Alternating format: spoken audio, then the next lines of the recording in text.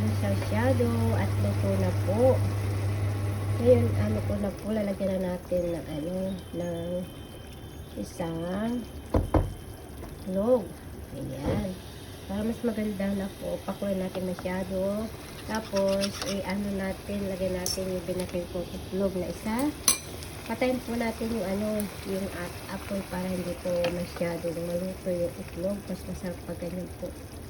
Pag may apoy po, masyadong malakas ang apoy, ang ating itlog parang hindi po maganda. So, ayan.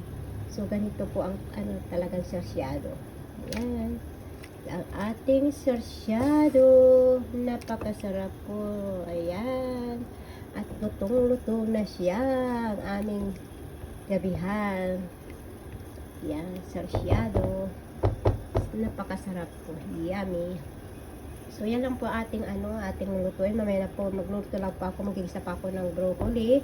Tapos, may sabaw po tayo dyan, no? Hindi pa, pinapakuluan ko po muna.